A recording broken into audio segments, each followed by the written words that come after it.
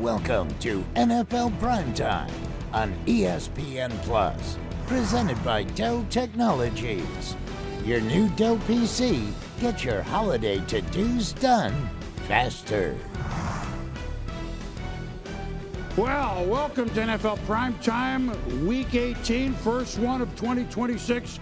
Let us be the last to wish everybody a Happy New Year. Somehow you knew that was coming. Chris Berman, Booger McFarland, have a good New Year's. We kept it low-key. New Year's was good. The resolutions have been set, and now it's time to separate the pretenders from the contenders for the playoffs. Well, they're going to say the resolutions are set, and then in 4 days they're gone already, right? In our house, sometimes that happens. You know what? It was decision Sunday and so many things. Nothing has been more bizarre than the ending scenario. I mean, in a different season than in the NFC South. Your old division. Yeah. Nothing has been more bizarre, where they play Saturday, and then the two other teams play Sunday to decide the fate of the Saturday teams. And when all was said and done, the entire division was 3-3 against each other. All right, digest that, all right, while you digest the last drop of eggnog. And here we go, in case you missed it a little bit Saturday, at the soggy new sombrero. They thought Carolina against Tampa Bay, winner take all, no matter what the record is, you're going to win the division. Remember, the Bucs have won this every year since 2021. So, Baker Mayfield and Cade Otton and the Bucs in the pouring rain of Tampa, they look like the team that have been there before with a big early lead. And then, Bryce Young. He's a joker, he's a smoker, he's the midnight coker. Jalen Coker from Holy Cross. I've been waiting all year to get it in.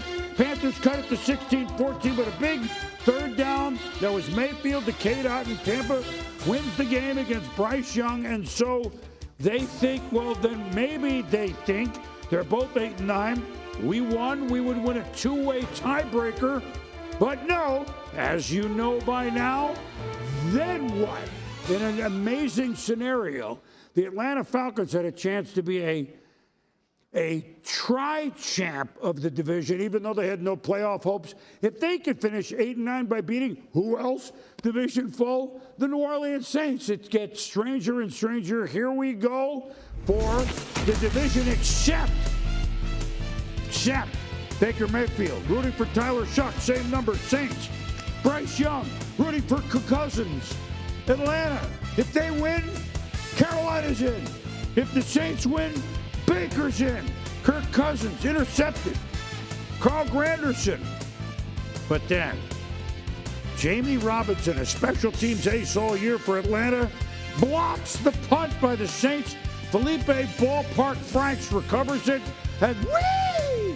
Can you do that? No, I can't. Really good job by Felipe Franks, former quarterback, now tight end. Block punt, so Cousins goes. The Werewolves of London, Drake London, touchdown, 7-0 Falcons. Baker watching it at home. Didn't like that. 10-0 Saints trailing, but Tyler Shuck. Hey, things warming up in the Baker household. Saints trail 10-7. Now at 13-7 Atlanta, late third. Shuck to Swiss Army knife, Taysom Hill. First down.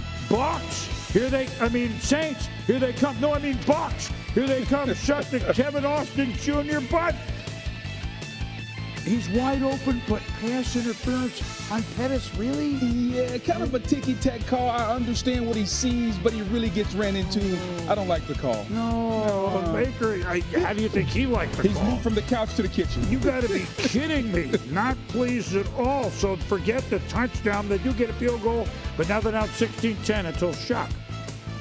Big game. 29 yards. Here come the Bucs. Saints. Then 3.5 to go. Shuck. Oh, no. The Falcons. They intercept. D offers. ABCD alters the division. So offer, and look, in Charlotte, thrilled. We're rooting for our division foe. Falcons get field goal 19-10, so two-score game. Shuck. Pettis. 26 yards. Here come the Bucs. The Saints. Now $1:18 to go. Saints. Shuck. Ronnie, you can ring my bell. One-handed catch, great footwork. Outstanding footwork. What a throw by Tyler Shuck, who's earned his starting job next year, I think. And now in Tampa, they're fired up. Can they get the onside kick? You got to. Chuck E. Cheese tells me it's a 4 to 5% play, and they do not get it.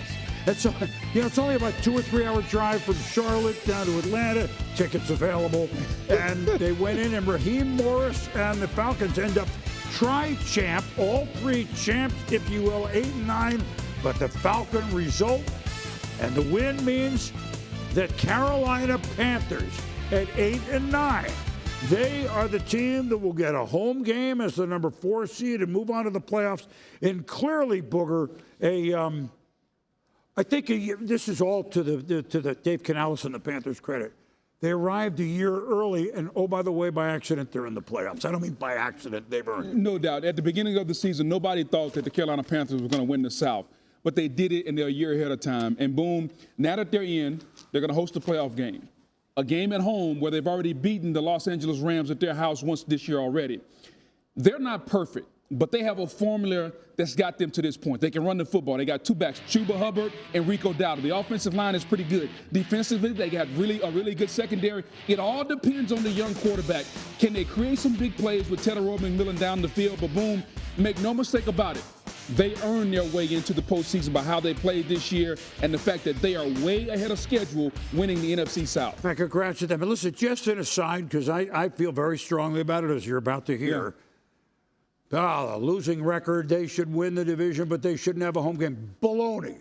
All right, if you win the division, in my opinion, you should host the game as a number 4 seed and keep alive a chance to advance and maybe host a championship game. Because I'll tell you why. If the teams that are 12-5, well, we should be at home instead of 8-9. If you're not good enough to go in there and beat an 8-9 team, you aren't going anywhere anyway. That was the Marshawn Lynch Beastquake game. The Saints were defending champs. It's a game we still talk about. Don't change it. The league is talking about changing it. Don't change it. The Tampa Bay Bucks, they'd like to change. There go the pen. That's what they like to change. They were 6-2. Yeah. They ended up 2-7. Yeah. Couldn't they go 3-6 and win the division? They could have, Boom. And any time you have a team that starts like that and finishes 2-7, there's a lot of factors that are at fault.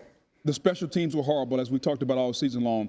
The quarterback didn't play as well. Defensively, they have no pass rush. But I think there's a bigger picture, Todd Bowles. I don't think he's going to get fired. I think the Glazer family is going to stick with him. But they're going to have to make changes both on the staff and in personnel. I just think that they got to get better pressure on the quarterback to alleviate some of the pressure on the secondary, and the quarterback's got to be more consistent and healthy. You never know how that's going to play out, but overall, I do think that they have to figure out some consistency on defense. Yeah, and there's some big-name players that we don't know where they're going to be, and the special teams, that's a whole nother story. Yeah. But they no one to blame but themselves. Halfway through, they looked like Super Bowl contenders. 6-2, that's what we thought. Carolina, good luck. Meanwhile, in the AFC South, 2 of the hottest teams in football, the Texans, if they win and Jacksonville loses their game, well, then the Texans can repeat. Phillip Rivers on the sidelines watching, well, one of his proteges, really, from high school, from hometown Riley Leonard start. And the Colts, Riley Leonard to Alec Pierce, 66 yards. You want to see a wonderful moment? Yes, they score. And, Dad, in the stands, my first NFL touchdown. That's what it's all about, Boom. That's just 7-3. But look at Rigoberto Sanchez with a fake punt to Mo Alley Cox. Hey, they're showing Phillip Rivers new tricks. 10-6 Colts. C.J. Stroud started it. Plenty of time. Jaden Higgins, nice play. Texans lead 13-10 at home. Remember, they don't want to know how Jacksonville is doing. They don't want to know. Leonard trying to show and throw it away. And if they had the tuck rule, maybe it would have been okay. But Henry Toa picks it up, tackled at the 2. And that's the thing that the Houston Texans hang their hat on, Boom. Pass rush, and more pass rush. First play following the fumble all the way to the 2. It's Stroud. The Texans lead 20-10. Remember, they got to win. And, of course, if they win, they will be no worse than the 5 seed. That's going on as well. They still hope to win the division. Third quarter, 23-17. Colts making it a game. Leonard to Pierce. Nice. 53 yards. How about that? Next play. Leonard I'll take it myself. Nice move. And how do you think the family's doing? Watch this. You got to love that. How about the athleticism by the kid, though? Absolutely. So it's 30-29 Indianapolis. Davis Mills, who was 3-0 as a starter this year, including an unbelievable comeback against Jacksonville, which is coming into play as we speak, to Xavier Hutchinson. Mills, General Mills, Jalen Noel, 13 yards. General Mills, fill up the cereal bowl, give it to Kaimi Fairburn for a 43-yard field goal. This is an entertaining game. Texans lead it 32-30. 5 seconds to go. You know what the Colts have to try. Well, it's a miracle, but let's do it. Whoop! And then let me ladder it back. Whoop! And then let me keep it lateraling, and then whoop! And then, oh no, the big fella, Tommy Togiai. We got a lot of toes on the field today. Podiatrist special, and it's a touchdown for D'Amico Ryans and company. They win 38-30. You know, Boom, I love when the big fellas get touchdown, especially when it's a scoop and score. Very nice play. The Texans had their hands full, but boy, they keep on rolling. Now, they know they're at worst at 5. Can they win the division? Well, Liam Cohn, what a job year 1 in Jacksonville on Florida's first coast. Trevor Lawrence hosting the Titans. Now, Tennessee, for a team that won 3 games, that's Cam Ward. He got hurt on the play, but they had a lot of first-quarter scores this year. And no doubt, Cam Ward, successful rookie season. Hope that he's okay, but the Titans have found their quarterback of the future. Well, so he couldn't resume. It's 7-0 Tennessee. But early first, this is how it's looked for the Jags for 2 months.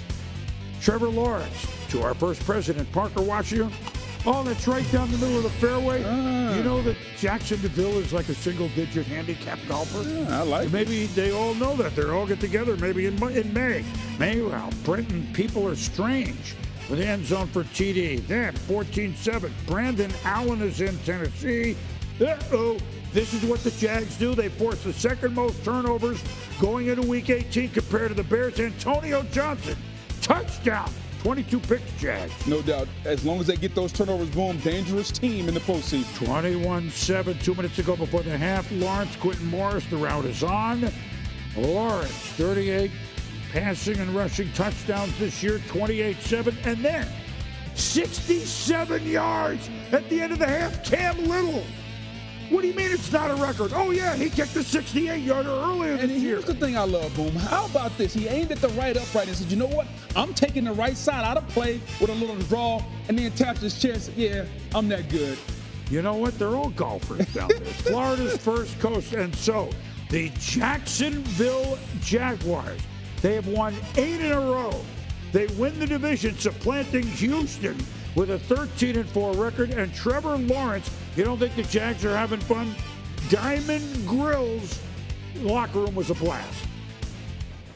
I got a grill, so I didn't wear it up here, but yeah. There's some like pictures going around for the last month or so with me, like AI picture with a grill on, and so it's pretty funny. And then people have been asking me when I'm going to get one. I'm like, don't plan on getting one, but they got me one. So I think there was some guys from the team, and then some. I think somehow my wife might have been involved in that, getting my teeth measurements or something because it fit. So something's going on there, but pretty funny. It's just been awesome this year with the team and just how close we are. I think that's really a fun part of it. Very inside information. Teeth size. I don't know I don't even know where they got that from. That's unbelievable. Yeah, no question. Hey, look, what's going on in Jacksonville? We've told you the defensive stats. Yeah. But Trevor Lawrence, yet another year of a new offensive system, but it has unleashed him. Again, maybe experience in the league some. He's playing with, okay, my read isn't necessarily there. Don't necessarily take off out of fear. Maybe you can take, I don't know, he's playing like the guy that was drafted number 1 overall a few years ago from Clemson. Boom, sometimes you go to these escape rooms, and inside the escape room, there's only one way. It looks like there's a number of ways, but there's only one way to get out. And when you find that way out, you're like, oh, how come I didn't get here sooner? It looks like Trevor Lawrence has found his way out, and that way is Liam Cohen. Because Liam, he's shown so much promise. But for the first time now, to me, he's playing faster. He's playing free. Liam Cohen has given him the opportunity to show the generational talent that we all thought he had when he came out of Clemson. They can run the football. The defense is really good. But don't tell me coaching doesn't matter, because here's a kid that was kind of on the fence whether or not he was a franchise quarterback. Right. Now you bring in the right coach. Not only are we not saying that he's not a franchise quarterback, we're talking about how far they can go in the postseason because of the quarterback. To me, that's special. He's had a really good season, and now he gets an opportunity in the tournament to see what he's made of. Well, and expand a little on it, that you're saying the first read isn't there. He's not hyperventilating. Yes. Right? He's playing with confidence. Yes. I don't mean cockiness in a bad way, but I got to go. Yeah. Okay. Yeah. And you're seeing the results. Meanwhile, Houston, they've won 9 in a row. Talk about two teams flying into the playoffs. It would be these AFC South teams in a wide open AFC, and we'll do a larger picture in a minute. Their defense speaks for itself. Stroud has played playoff games, so he's played better year 3 than year 1, than last year, I should say. Yes. But that defense is portable, and even though they're a 5 seed, they don't worry about playing in bad weather, I wouldn't think. They don't. They have one thing that travels and it can go anywhere. It doesn't matter the weather, and that's the defense. They can rush the passer. The key for them will be how much pressure can they get off the quarterback's shoulders, because he's got to do a lot right now because they can't run the football. The defense is going to keep him in every game, but being in the game is not just enough. Can they win these games? It's going to come down to the quarterback and his play. Well, it came down to the last game of the year. Would we see an NFL record, a sack record of 23 by Myles Garrett of Cleveland? Pittsburgh shut him out last week before, but and it's another division foe, Joe Burrow. They certainly know, the Bengals, what Myles Garrett's capable of. He almost got a sack there, couldn't quite do it. We're under 6 minutes to go in the third quarter. They're trying to win the game, so. It's just unbelievable effort, though, to start chasing in the first quarter throughout the game. Now, under 6 minutes to go in the game. Is it going to happen? I mean, Strahan, 22 and a half. T.J. Watt, 22 and a half, and Burrow. He spun down. There's the sack. There's the record. Yeah, I mean, wasn't the greatest effort by Burrow, but what about the get off from Myles Garrett, though? Unbelievable edge, turn the corner, and then the family. Dad, yep, everybody in the city. Why not? And they carry him. I mean, that's a great. By the way, you need a few guys to lift them up. It's 270. You need a lot of guys. By the way, Burrow says that's great. There's a sack record. We want to win. To Jamar Chase, the touchdown, 4 yards. Bengals up by 1, don't get 2, so it's 18-17. Shadur Sanders. We want to win the game. We beat Pittsburgh last week. He hits Jerry Jeudy for 11 yards. All rise. 3 seconds to go. Andre Schmidt. No, Schmidt. He makes the kick. Cleveland. Break up the Browns. I don't know where it's going to go for Kevin Stefanski, but he's at the top of everyone's list. If the Browns foolishly decide that they need a change there, Myles Garrett, congratulations to you. And the Browns close up by beating Pittsburgh and beating the Cincinnati Bengals. And just in case you're scoring at home, there it is.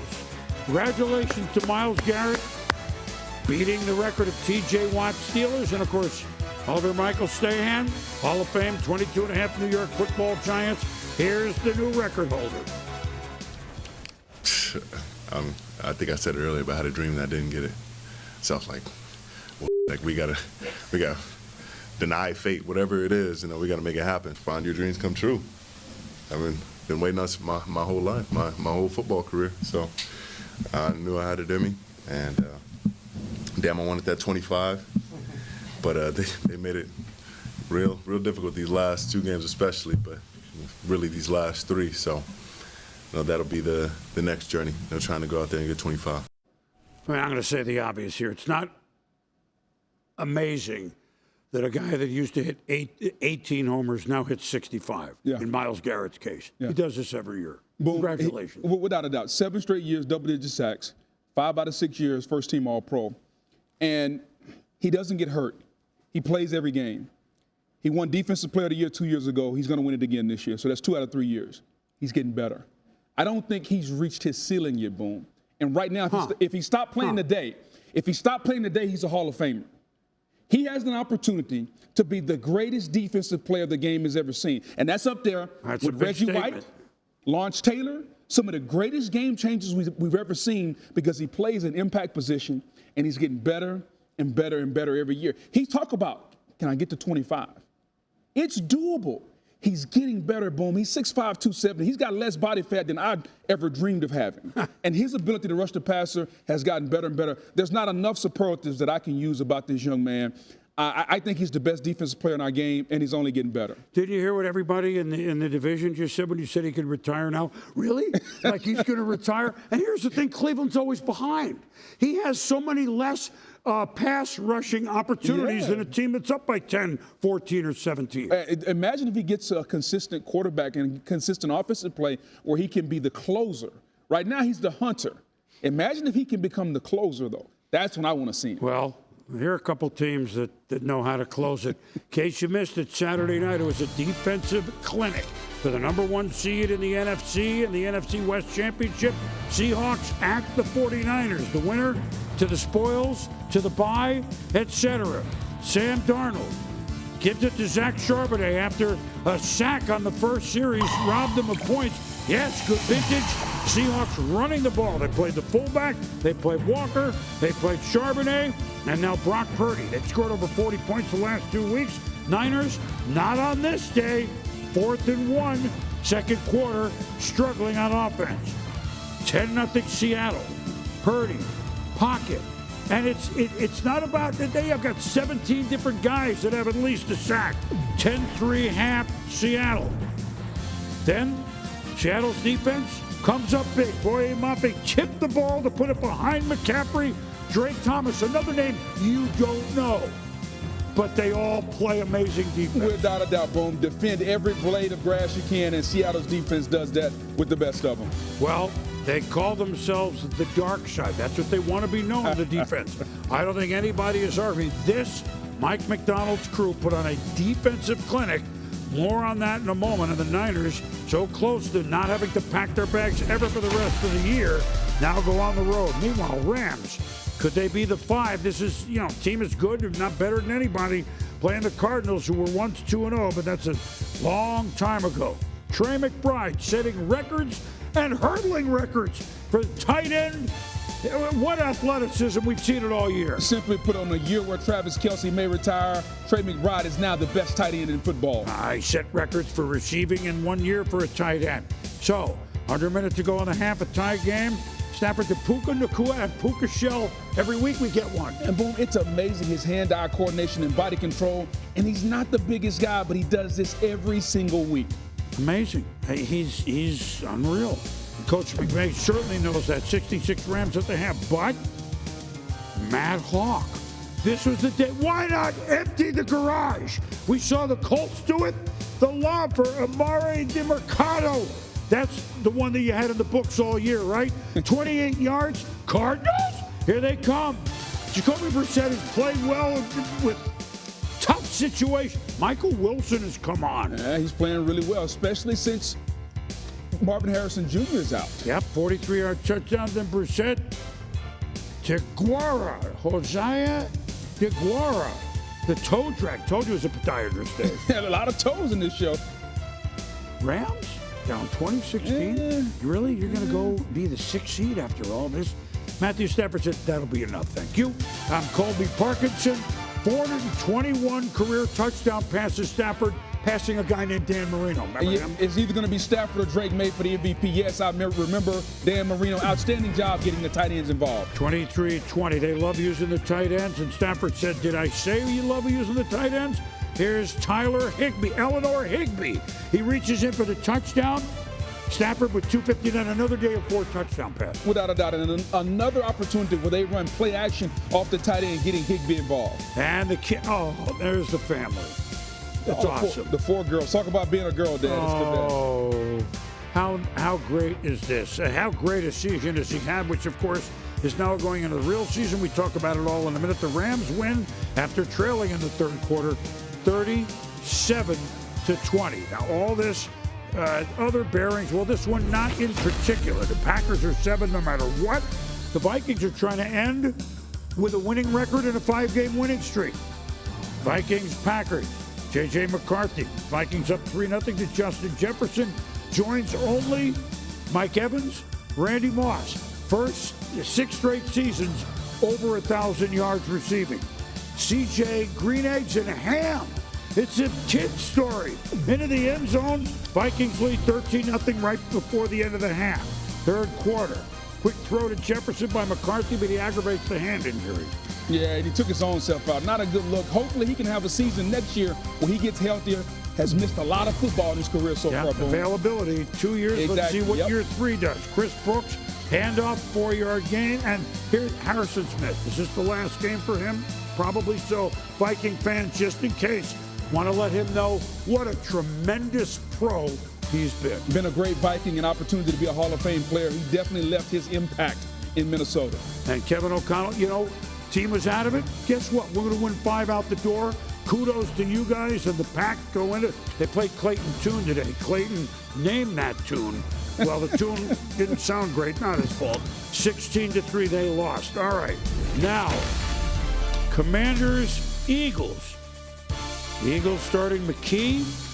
Commanders starting Josh Johnson for his 8,000th team. And not to knock him because, he's still in the league. But meanwhile, this is McKee to the Slim Reaper, and he passed 1,000 yards receiving. So he was playing McKee to Grant Calcaterra. I think that was the Sandpipers that sang that song. I'm reaching way back. 15 yards, Eagles lead 7-0. Could they pass the Bears to move up from the 3 to the 2 seed? Commanders, Jalix Hunt. Hey, it's week 18. We're faking punts. We're having guys with interesting names kick field goal. And we're having Tank Bigsby, Eleanor Bigsby, 2 of them. He's in the end zone, 14-10. Now, 17-10 Philly, early 4th. Josh Johnson.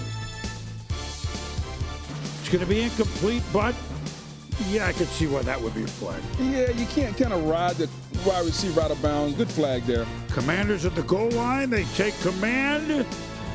That looked nice to John Bates in the end zone, the Bates Motel. There's a vacancy. Of course, it was a horror movie. At any rate, 17 all. Johnson, nowhere to throw. How about him just dashing? How about Josh Johnson? This is like team number 15, and he's still running around. I think it's 14, and that's his number. Something like that. At any rate, Josh Johnson, who knew? Dan Quinn gave him a shot. Thanks for being with us. It's a win. We're beating the Eagles at 24-17, and so Philadelphia falls to the 3 seed no matter what the Bears do. Of course, they didn't know this at the time. Early this year when the Bears started 0-2, Ben Johnson played his old team under Dan Campbell, and the Lions clobbered him. Well, things have changed. 6-0 Lions, second quarter. Jared Goff, Amon-Ra St. Brown, supposed to look like this, right? Without a doubt. Well, 30-yard reception in the red zone, and then Goff to staying alive. Jahmyr Gibbs. They still are an offensive juggernaut when it looks like this. 16-0 Lions. But wait a minute. The Bears can't possibly come back in the fourth quarter, can they? I haven't seen it since like a week ago. Caleb to Janae Walker. Touchdown, 16-8. They get 2.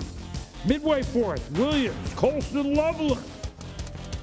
Oh, you love that play. It's 27 yards. Here come the Bears.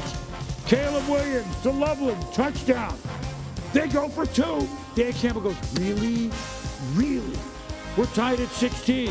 Under 3 to go. Goff. Brown. Oh, Johnny. Kevin Byard. I don't have it in front of me, but I believe he will win the interception title. I have to check that because this is all happening while we're on the air. There may be 7 if I'm not mistaken.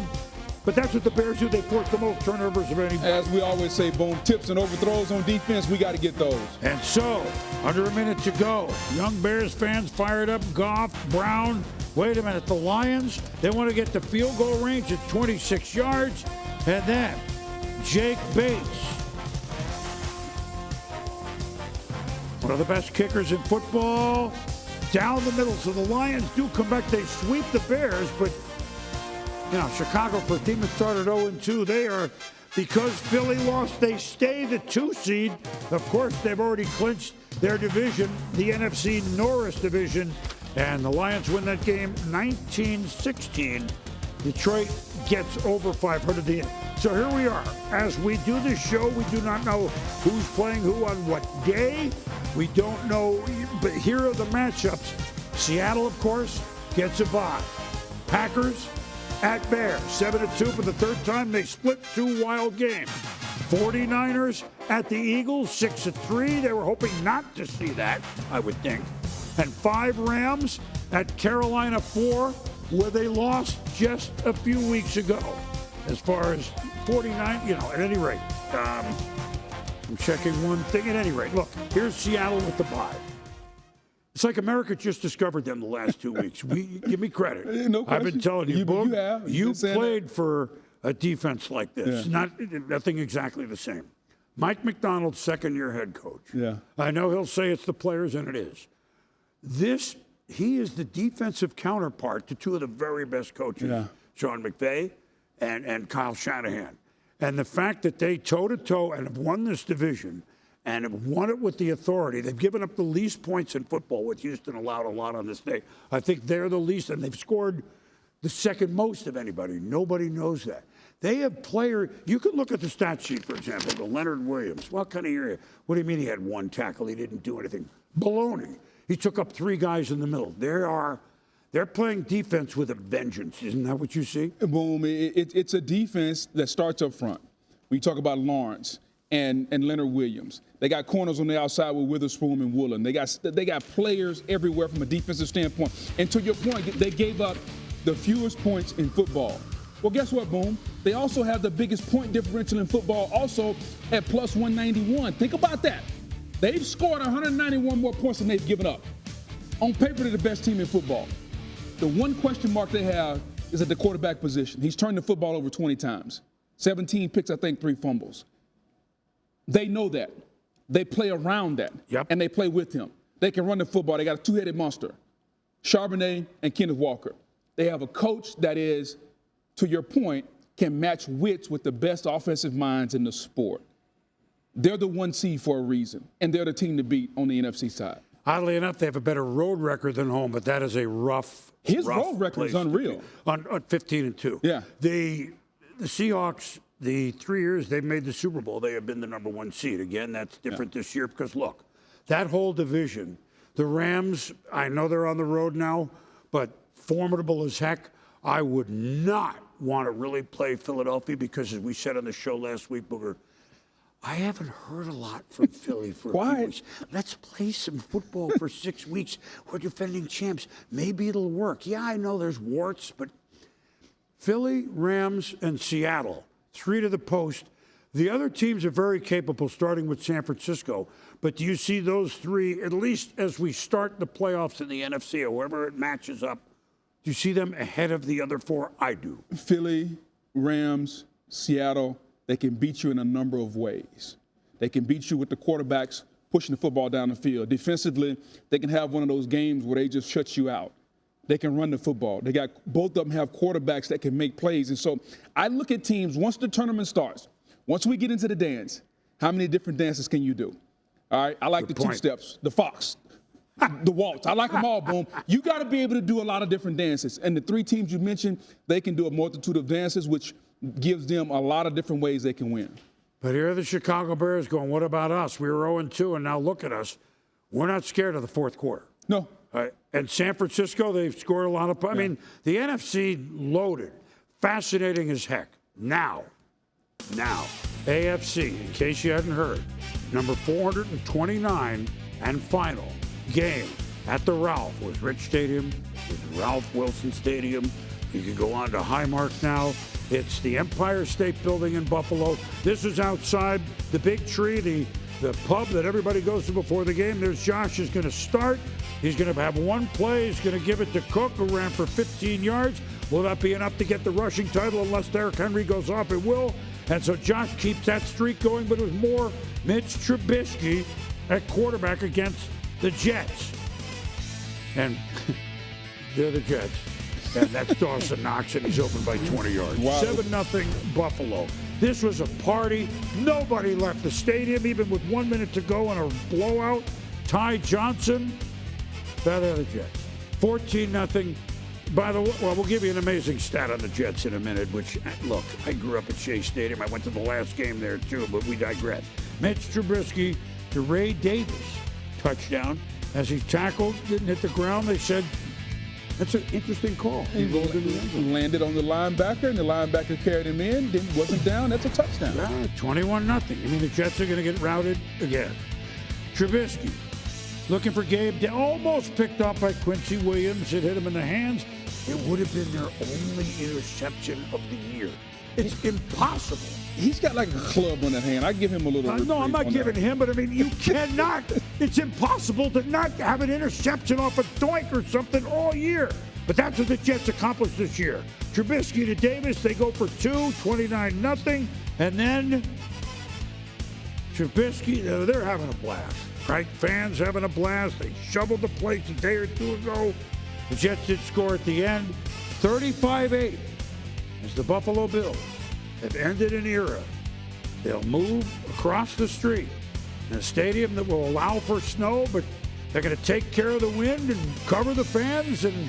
But it's still going to be outdoors in Buffalo in December and January, and I got to see how they do all that too. They're doing it. I need to see I've that. been assured they're doing it, and you know I have a direct line. I understand that. And it's 35-8, the Bills. More on this in a moment. Meanwhile, so the Bills trying to improve maybe. You know, they can't win the division because Mike Vrabel's Patriots lost to the Raiders week 1, lost to the Steelers in September, and since then it's been, other than the loss to the Bills, it's been all New England. Remember Ramondre Stevenson, 56-yard run Miami in the cold. Forget it. Forget it. Trayvon Henderson. He's what a second-round draft pick he is. Home run hitting speed at the running back position. Nice 1-2 punch. Great drafting, Elliott Wolf and company. Tackled to first round. Henderson, this is Stevenson, direct snap. 17-10 Patriot to the half, but then Quinn Ewers. Don't know if it was this cold in Texas. Theo Weiss Jr. No, Jalen Hawkins with the pick. Patriots get the ball back. Fans having a good time. Drake May to Stevenson. They're all open. Wide open. It's 24-10. Late third. Stevenson. Yeah, well, you get the picture, right? That's a 35-yard touchdown run. Stevenson with 3 on the day. Patriots shake, rattle, and roll. He had 131 yards. And so the Patriots clinched the number 2 seed by blowing out Miami 38-10. Broncos, can they be the 1 seed? Can they clinch it all? They're home against the Chargers, who Justin Herbert needed a break. A lot of their big players not playing, although you know that Jim Harbaugh's team's going to play tough. Trey Lance is starting. Underneath, can't make the catch. Jaquan McMillan. And that's what Denver does, right? 45-yard return on a pick six, 10-0. Late, last seconds of the first half, Riley Moss almost got it. He's going to get a lot of opportunities opposite Pat Surtain. Yeah, a few minutes left in the third quarter. Bo Nix, Evan Ingram, he's wide open. Week 18, a lot of guys wide open. Let's not cover the tight end this week. 13-3. They kick a field goal. Lance to Allen. Keenan Allen at the sticks. He makes a big bonus. Incentives. Ain't no money boom like nobody. Well, hey, look, he should. He came back to play with the Chargers here at the end. Meanwhile, Nick Benito said that's nice. Blindside strip. Tavon Jones, Denver defense calling card. They're trying to they lead the league in sacks. 14 for Benito. Lance with a swing to Kamani Vidal. He's a PTP'er, but Patrick Surtain is there behind the line to stop him. Denver wins 19-3. Sean No for offense, but they don't have to apologize to his soul. The Denver Broncos are number 1. They have a week off. You got to come to Mile High to beat them, and they're 14-3. So again, we don't know who's playing what day, etc. Broncos with 5. 7 Chargers at 2 Patriots. Interesting. 6 Bills at 3 Jaguars. Josh Allen on Florida's first coast. Really fun game, I think. 5 Texans at the winner of tonight's game as we do the show. It hadn't even started. Steelers or Ravens will win the division, and the record won't be as good as these teams, but again, you win the division, you will be at home, either Aaron Rodgers or Lamar Jackson hosting a game. All right, so the Denver Broncos, number one, we don't mean to throw water on them at all. When you win 14 games, you apologize to nobody. You have a defense that can be suffocating. You have a quarterback that's won games late and you're at mile high. Are they the huge favorites in the AFC or just slight because they're home and don't have to go on the road? Boom, their calling card is their defense. You know, for so long on this side of the ledger in the AFC, we talked about the quarterbacks, you know, Mahomes, Burrow, Allen, Lamar Jackson may still get in. This year, we're not talking about that. We're talking about teams that have young QBs, but their defense is really good, especially when you start talking about Denver and New England. Can the young quarterbacks make enough plays? Let's talk about Denver specifically. Bo Nix.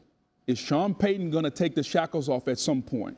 They haven't needed them much. They got this young kid from UCF that's their starting running back now since Dobbins got hurt. Running the ball could be an issue. How willing is Sean Payton to put the game in Bo Nix's hands with the defense that he's got? They're the number one seed, and they earned it. Take nothing away from them. But at some point, they got to open the offense up.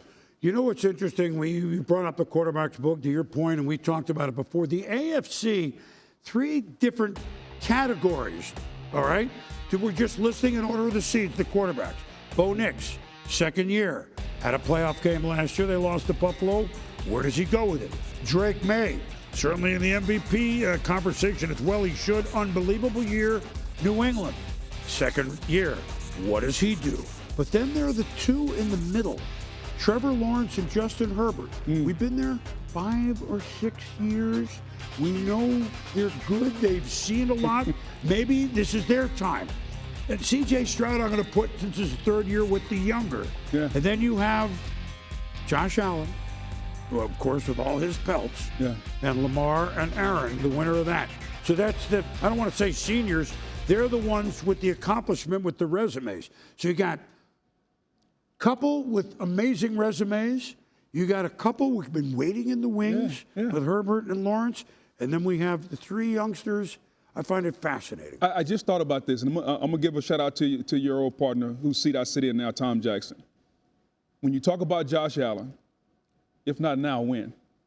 There's no Mahomes. There's no Burrow. We don't know if Lamar's getting in. Josh, if not now, when? At some point, he's got to. If we're going to call him the best quarterback in the game, the most talented guy, he's got to at least get his team to a Super Bowl. And there's no Mahomes in the way. And for years, that's been the roadblock. If not now, when? And we will expand on this in the re-air version of Primetime. So don't think this is the end of our playoff discussion, but we have more games to show you. So, G-Men, you know, they won last week. This is fun. We lost 9 in a row. I mean, we can win, and we never beat Dallas. We're sick of it. Jackson Dart to Daniel Bellinger. I don't know where the baseball Bellinger's playing, but the football player is playing for the New York G-Men. The Giants lead 16-10. Dart, pocket. That's nice. Tyrone Tracy, 22-10 Giants. Dart has really come on this year, especially when he stays on the field. 2-point conversion, tricky Giants. Devin Singletary. Woo! Darius Slayton, everybody's emptying the garage. 24-10 Giants. Now 27-17. Joe Milton is in for Dak. Uh-oh. Well, carrot cake. You know what? Carrot cake for everybody. The Giants, who they never beat Dallas. Well, they thundered them on this day. 34-17. But our understanding is they still get the 2nd pick, right? The 5th pick. Never mind. I lied. Oh, sorry. That's right. They won 2 games. Yes, they got hot. This is the danger. At any rate, the Chiefs began in Brazil as defending AFC champs. Travis Kelce, just the last time we'll ever see. We don't know. On the football field, of course. Shane Buechele came on in relief with a lot of con. And they're playing in Vegas, so this is Travis Kelce passing Terrell Owens for 8th all-time in receiving, and he ends up with 1079 for 13,000 yards with Michelle. Then sacked by a safety. It's 11-6. Very good blackjack score in Las Vegas. Kickoff. Dylan Lawby fumbles it. Well, when you're picking first, this is what you do. And then it's 11-9. Hit me. I want a face card. Michelle the Hollywood Brown. Then it's 4th and 10. So the Chiefs, they're at least going to be, right, they beat them like 31-0 in the middle of the year when things were fine. Butker with a field goal, 12-11. Yeah. Really? Yeah. We're going to play Keno now. And now, but Daniel Carlson says, no, we won our first game. We're going to lose. We're going to win our last game. And they beat the Chiefs, two of the best who have ever done it. It's that Tyler Lockett before with Pete Carroll and he and Andy Reid and the Chiefs. A season that's hard to explain. Well, I can explain it. But they end up 6-11 and the Raiders win 14-12. Well, we said the Travis Kelce numbers, and again, we're putting it up. Travis, I hope you play, but that's selfish. Hope you do what you want to do and take your time to think about it. You've earned that time. 1,000, there are the numbers of receptions. Third best all-time tight end. Over 13,000 yards. Third best all-time tight end. Receiving touchdowns, 82. Fifth best all-time tight end. And when you think of the constants of the Chiefs, and, you know, we were quick on the highlights because, oh, my God, that loss, I mean, the whole year. Yeah. People forget, 5 out of the 6 last year, you know, before the season, 5 out of 6 years in the Super Bowl. Nobody did that. Nobody. So what was the one constant other than, you know, Andy Reid and a couple other players? Yeah. Batman and Robin. Yeah. Patrick Mahomes to Travis Kelce. He would get open, and Patrick would find him, and the rest is history. Boom, his ability to navigate zone and man coverage, for him and Patrick to be on the same page, the same wavelength, and for him to make the number of plays that he made for that offense. And here's how you judge a great player. You know you're getting the ball. They know you're getting the ball. The people in the stands know you're getting the ball, and you still beat them. That's what Patrick Mahomes to Travis Kelce, that relationship was like. And, you know, whether he calls it quits or not, you're right, that's his decision. I just know that if you're a Kansas City Chiefs fan, you've had Tony Gonzalez, and now you've had Travis Kelce, two of the top tight ends the game has ever seen. And we're better off as fans when he's playing the game. So salute to what he's done so far. I hope it's not over with. Very, very well said. And the Chiefs dynasty, they had one of those years. If Patrick Mahomes is fine, and maybe Travis comes back and Chris Jones, they'll be right there. Yeah. Maybe they won't have to go to Brazil right out of the gates and start that spiral. But at any rate, I digress. We said an expanded playoff discussion. What conference do we want to go to first? See, Chris Brennan, Chris B, he steals my lunch every week. Yeah. Because, you know, he thinks it's his. I'm kidding. Let's do NFC first, our producer, of course. We talked about the Seahawks. Again, as we do this show, still, we don't know the times and days, so bear with us. Packers at Bears, 49ers at Eagles, Rams at Panthers. Packers at Bears. Well, familiarity breeds contempt. Yeah. Familiarity breeds one game. They almost won at the end, the Bears, but the Packers held on. The other game, the Bears won at the end. Is it going to be one of those? Although Green Bay comes in to the playoffs on a 4-game losing streak. Green Bay's limping. Both defenses are struggling, even though when you look at Chicago's, their defense has led the league in turnovers. I think this game truly comes down to 2 young quarterbacks, Jordan Love and Caleb Williams. I think if you're the offensive coordinator and play caller, Matt LaFleur or Ben Johnson, how do you put your young quarterback who's getting into the postseason? This is the tournament. This is win or go home. Which coach, which offensive mastermind is going to put their young quarterback in the best position? And then once you get to the fourth quarter, you got to go make plays. Caleb has shown he can do that a little bit more often than Jordan Love. And so I think if you're in the desert, you may lean toward Chicago based on their ability to run the football and Caleb's ability to make plays down the stretch. We saw their defense, you know, in the wild game against San Francisco, but people say that all the turnovers, that doesn't last. I find that they last all year. Maybe not on a given game. Yeah. If they force 2 more turnovers and what will be a raucous crowd at Soldier Field, Green Bay is going to be scratching their head, but that will be a fun game, and they certainly don't have to do a lot of scouting. It's the third time they played in about 5 or 6 weeks. No doubt right? about it. All right, now we have the Eagles are hosting the Niners.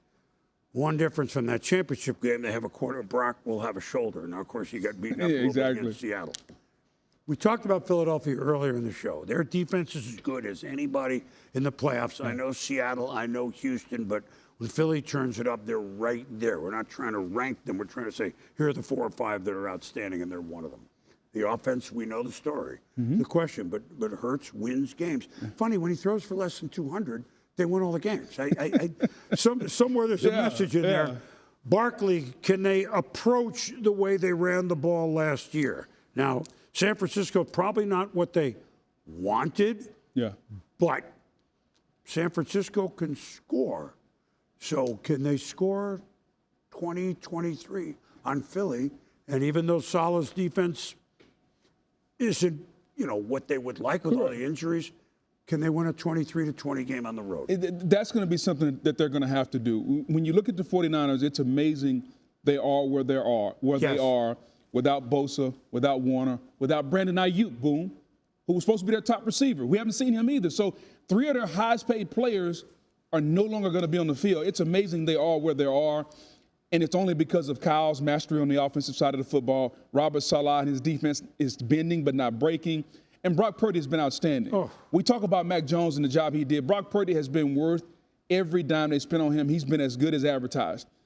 But when you get into the tournament, boom, it's about stars, it's about players over plays. At some point, the lack thereof may hurt San Francisco.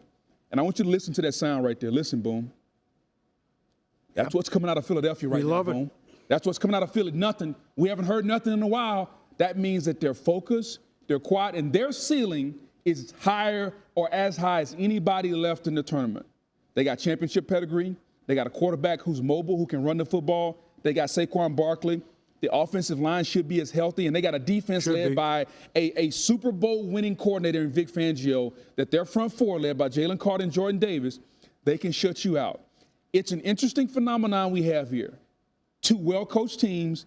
I just think that the Eagles, based on what they've done the last month and the silence coming out of Philadelphia and their championship pedigree, and everybody's saying all year long, I think now the Eagles step up. And I think their ability and their ceiling, we're going to see whatever that ceiling is come postseason. You talk about ceiling. Yeah. The Rams' ceiling is as high as anybody, too, on all the special teams. Of course, they play 10% of the time, but they fired the coach. So they continue to have some problems in that area. But offense and defense combined, they're about as high as any team on either conference. That's the way I see it.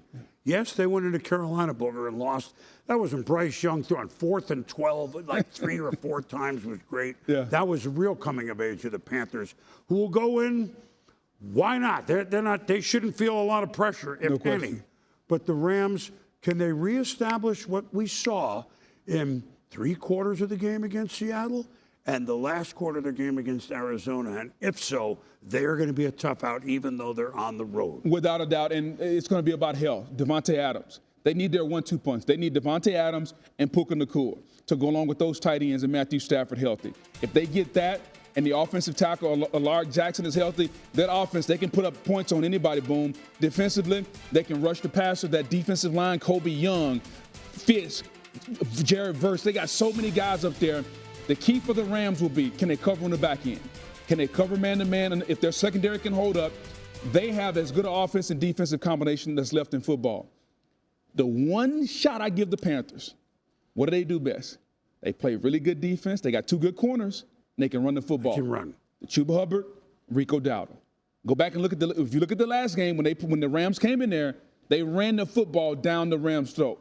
That'll be the game plan this week. If the Rams can stop the run, they move on. If they can't, it's going to be a long trip from Charlotte back to L.A. Well, and the Panthers at home are a different team than the Panthers on the road. I know Seattle clamped them, but Seattle clamps everybody. All right? AFC. We know Denver's the one. We could talk about them a little bit more. We didn't have the amount of time earlier in the show. Chargers at Patriots. Bills at Jaguars. I'm really intrigued by that. And again, as we're doing this, we don't even know who will represent the AFC North, the Steelers or the Ravens, with those quarterbacks who have a great resume with Lamar and obviously Aaron. And the Houston Texans, who are building quite a resume, even though this time they're not doing it as a defending champ for the first time in several years, right? You know what? Broncos, we talked about them some. Where's their ceiling? So Bo Nix and the offense, and they run it.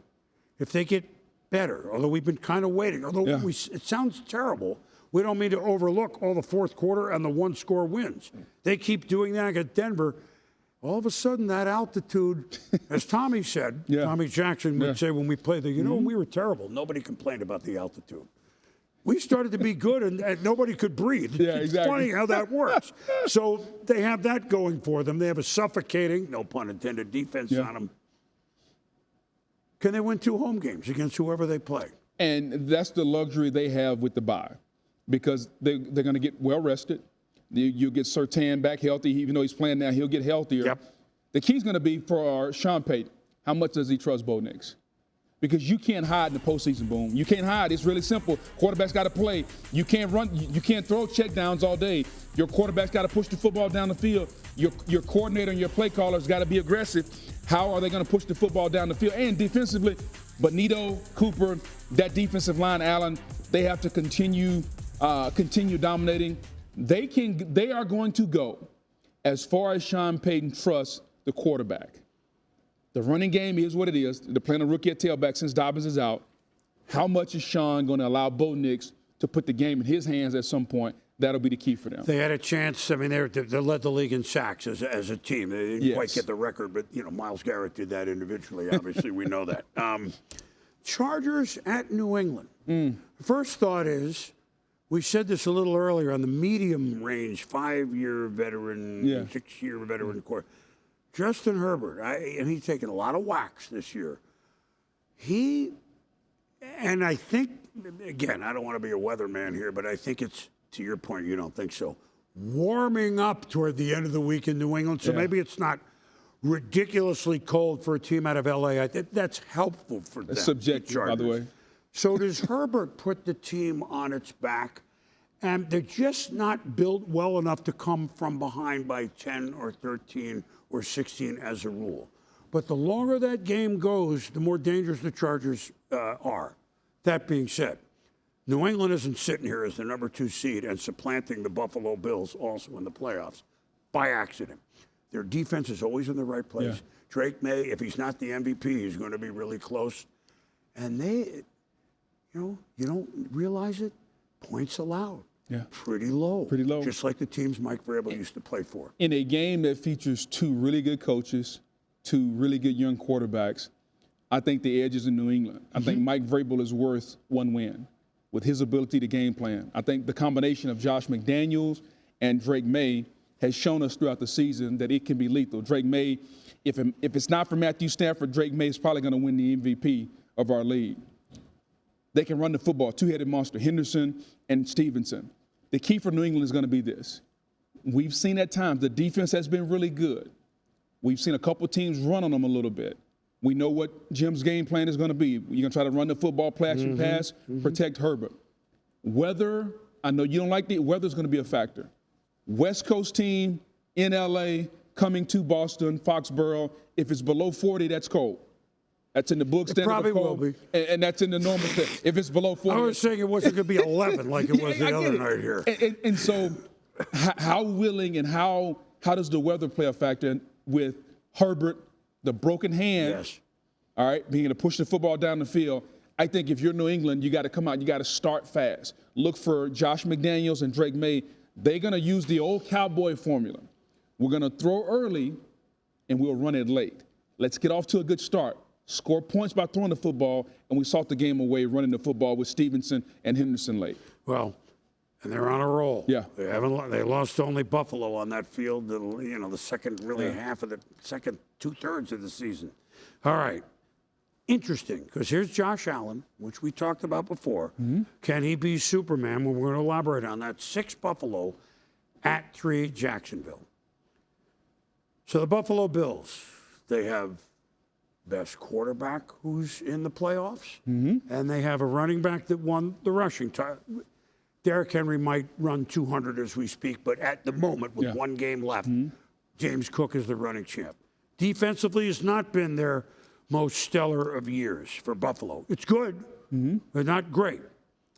So can Josh Allen be Superman against a team that is clearly on a roll with an 8-game winning streak that will play? I don't think they'll be tight at all. They might relish the fact that they're still, I don't know about a point spread or whatever.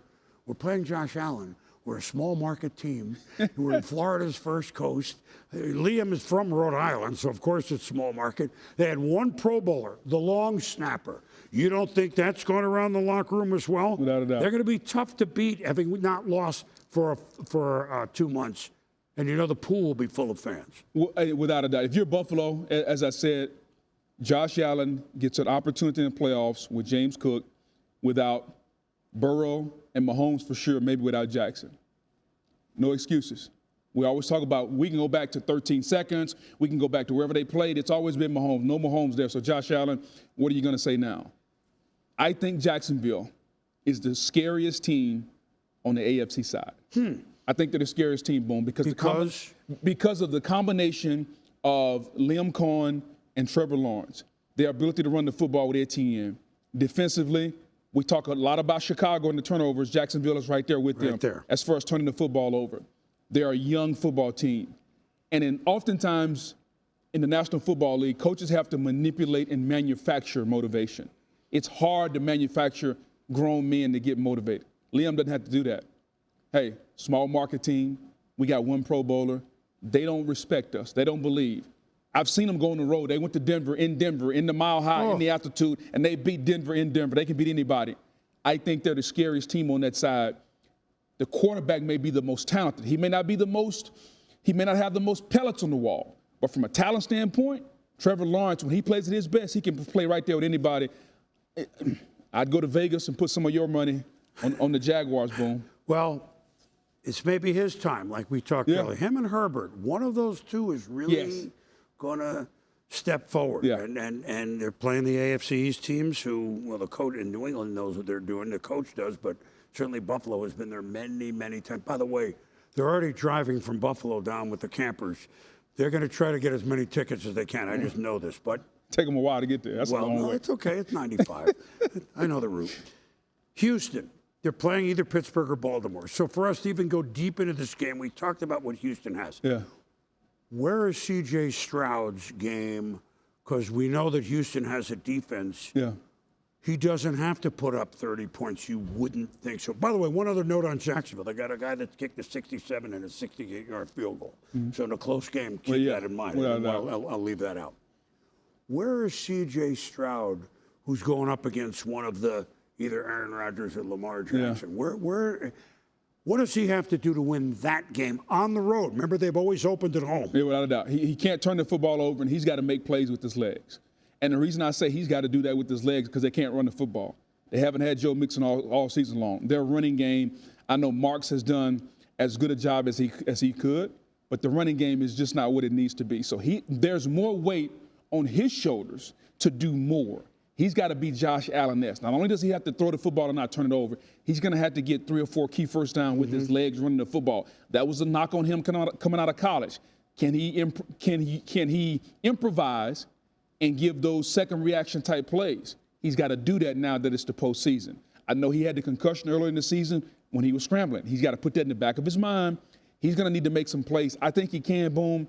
The defense is so good. He doesn't have to score 30.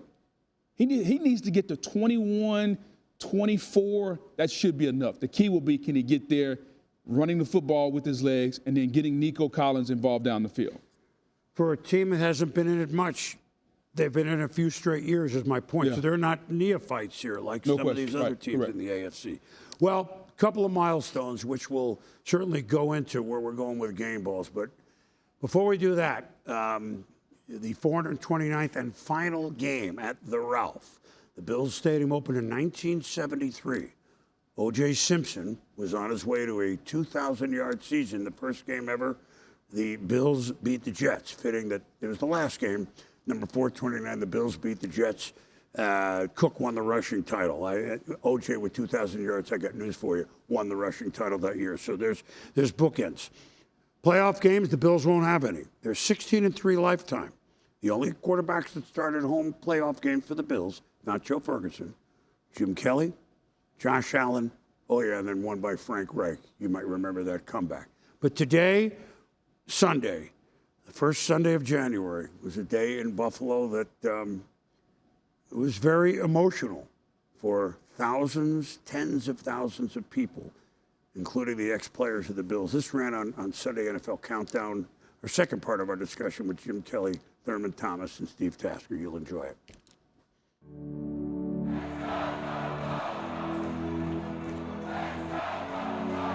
You think about all the different people who have sat in those seats over the years. Some seats, I'm sure, have stayed in the family through multiple generations, and how special that is, and moments they've enjoyed together.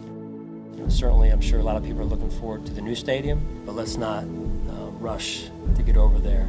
I think it's special to be here and enjoy these last few moments that we all have together in here.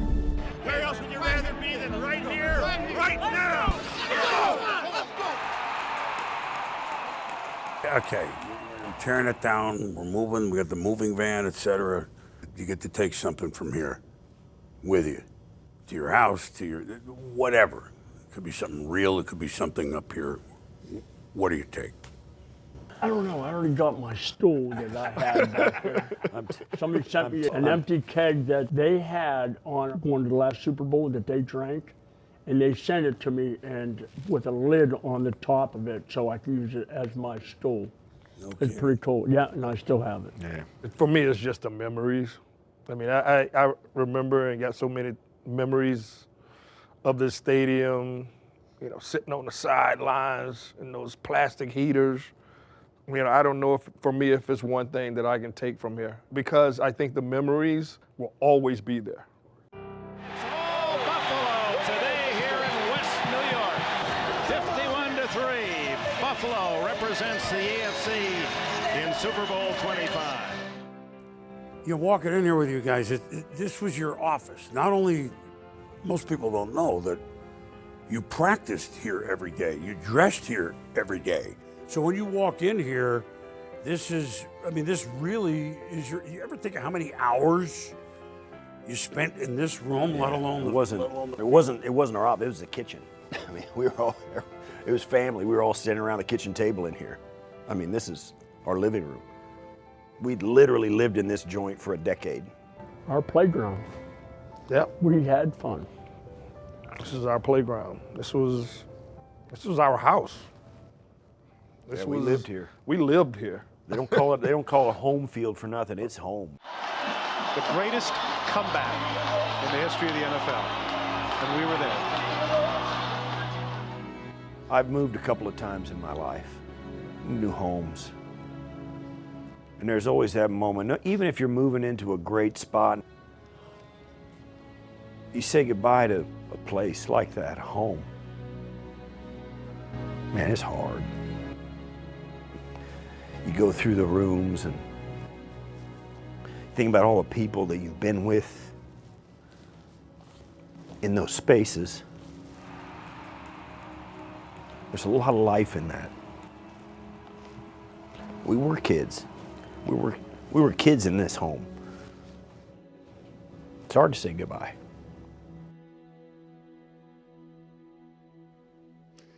You know, I rummaged around a little bit, not really going overboard looking for stuff. And I came across this picture, which we're going to pull it up full here for a minute. But look, this happened to be, I was honored to be asked by Thurman to, the night they retired his number on a Monday night game. But just look at, put it up full screen here, Jimmy, if you can. And just to look at the lights, look at the scene. There's Thurman and Patty, his wife, and of course the owners, and there it is. And the Bills weren't very good at this time, and they played the Patriots that night with Tom and Bill and et cetera, and they really weren't in the game, but nobody leaves. Yeah. They're their heroes, and they always will be. And so we say goodbye to Highmark Stadium. It's emotional for those folks that live up there. Yeah, you know what, Boom, I truly understand it. And I've said this before. There's a few atmospheres in the National Football League that mimic college football. That means the fans get crazy. The fans are into it. They're passionate. Because most of the time you get that on a college level. You know, I think of Kansas City, Green Bay, obviously, Buffalo, where the town, the fans, it's like you're back in college again. And so when you have that connection, it's good to see that the players feel it, the fans feel it, and it lasts longer than 3 hours on Sunday. Oh, yeah. Or 3 hours on Monday. And so for this stadium, although I know there's always new things that come up, like the stadium, and we got to replace buildings, the memories and the connection between the players and the fans in that town, I don't think we'll ever go anywhere. No, it won't. The new stadium would be great. Yep. They need it. But boy, they love the Highmark, or we call it the Ralph. And so I'm going to start with game balls, if you don't mind, because this is what we call a segue. And my game ball is going to go very simple. To the Bills fans who, from 1973 till this Sunday afternoon, late afternoon, sat through every weather you can imagine, sat through some seasons that didn't end the way they want, but every year and every game it was Bill Eve, B-I-L-L, Eve. They broke a few tables, even some unsuccessfully. But to the Bills fans who supported that team, you get my game ball. Boomer, for me, I'm going with Myles Garrett. We talked about some of the accolades. 23 sacks on the season, broke the single-season sack record.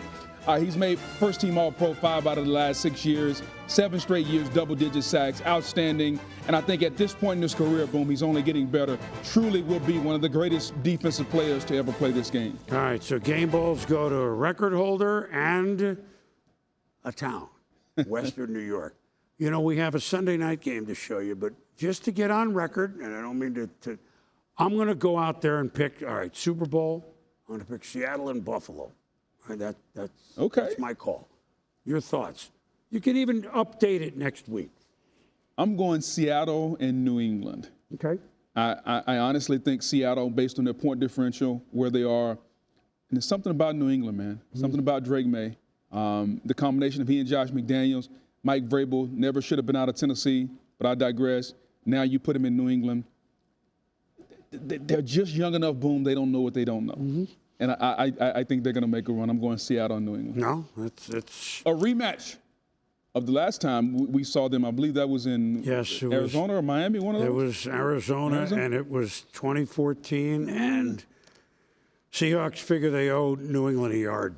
If that's the way it is, all right? But we really digress. That was one of the great Super Bowls of all time, obviously.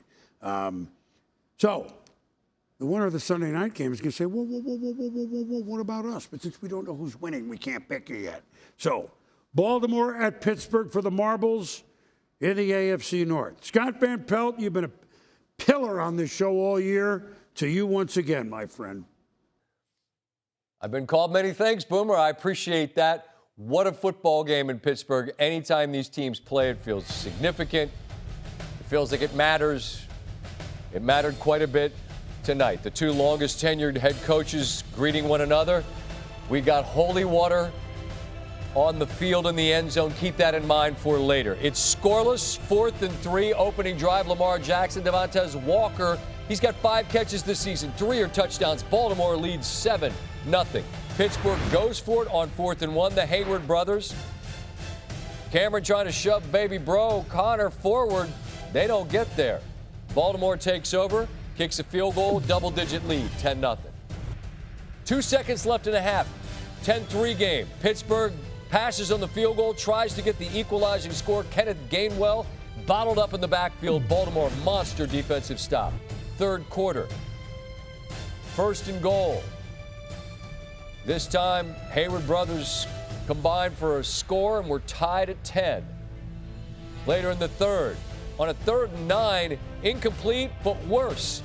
It's deflected, and T.J. Watt, great reaction after it bounces off Stanley's arm for an interception that turns into points. 13 straight for the Steelers. They lead 13-10. 8 minutes to go in the 4th. Big 3rd down. Jackson's going to be sacked, only he's not.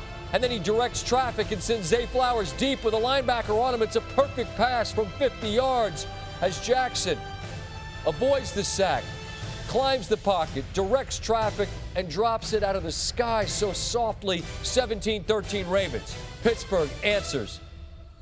Big-time conversion on 3rd and 8.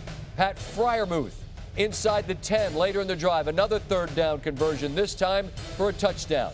It's Gainwell. Gets wide, takes it in. Mike Tomlin roaring his approval. Can Harbaugh's guys rally? They can. A 3rd and 1, they fake the toss, and Zay Flowers is wide open for a second touchdown of the night, 64 yards, and with under 2.5 to go, Baltimore's back in front. But now Pittsburgh, 3rd and 10, got to have a touchdown. It's a double move, and Calvin Austin III is all alone. They missed the extra point. Boswell hadn't missed all season. It snaps a streak of 90 consecutive makes, I beg your pardon, which opens the door. But Baltimore needs a 4th and 7 conversion. Again, it's a perfect pass. Isaiah Likely climbs the ladder, secures the 4th down toss. Baltimore now brings in Tyler Loop, the rookie. He hasn't missed inside 50 yards all season. For the playoffs, for the North, no! It leaks wide right. The holy water, who's to say? The wind, the history of this rivalry, the tension of the moment. An incredible football game, and it ends with Mike Tomlin and Pittsburgh celebrating a hard-fought victory that was a few feet away from going the other way. Jackson, Rodgers, both offenses spectacular in the 4th quarter. But it's Pittsburgh who's the only team that has a game listed under its side of this graphic. It will be they who host the Texans on ESPN a week from Monday night, the 12th of January. We will be there to document the final game of the wild card weekend. Boomer? All right, Scotty, thank you very much. And then there were 14 teams. Now there are 14 teams. And a reminder, we do a show on Saturday night after those 2 games. We do a show on Sunday night, both weeks, the wild card round and the divisional playoffs. We do a show after championship game, and we do show after Super Bowl. What we're trying to tell everybody, Booger, is you're not done with us yet, whether you like it or not. Been a great season, my friend. Always. Season. Yeah. One that we haven't seen like for a while. It's time to dance now, Boom. It's time for the tournament to start. Yeah, I'm a little old to dance. I'm going to leave that to you. Do that backflip like the fellow for Atlanta. For Booger, I'm Boomer. Thanks for watching the regular season of NFL Primetime. Can't wait to kick it off for real. See you soon.